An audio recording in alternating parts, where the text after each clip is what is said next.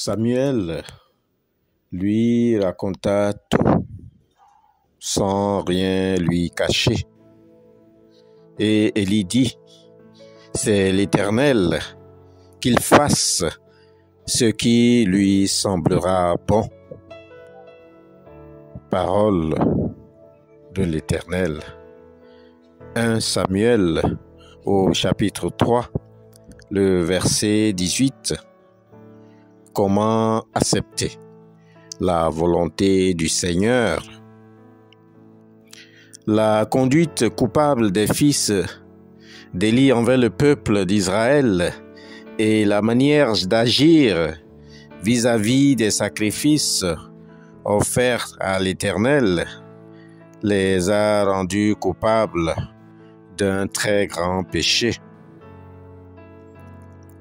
Dieu se révéla à Samuel car il était agréable à ce dernier et aux hommes.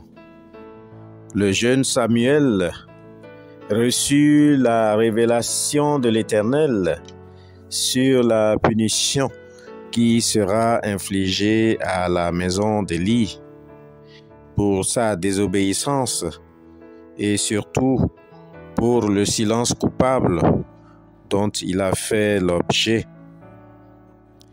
Bien-aimés dans la foi, face à certaines situations dans notre entourage vis-à-vis de Dieu, il faut savoir agir en toute transparence et en toute justice, car la désobéissance à Dieu fait appel à des sanctions générationnelles parfois.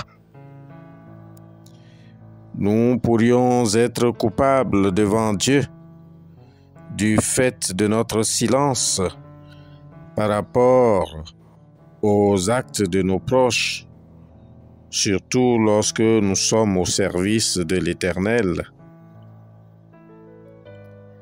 Mais Élie, en toute responsabilité et conscience de la gravité de son silence sur les actes de ses fils, dira tout de même, c'est l'Éternel, qu'il fasse ce qui lui semblera bon.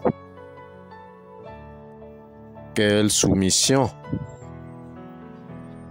Élie mourut plus tard, après 40 ans, en tant que juge en Israël, à la nouvelle de la mort de ses deux fils, Hofni et Phiné, et la prise de l'arche de Dieu par les Philistins.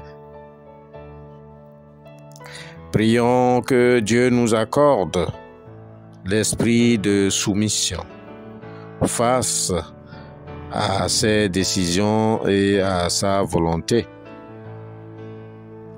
Notre Dieu, nous te rendons grâce pour ta parole et tes vérités bibliques.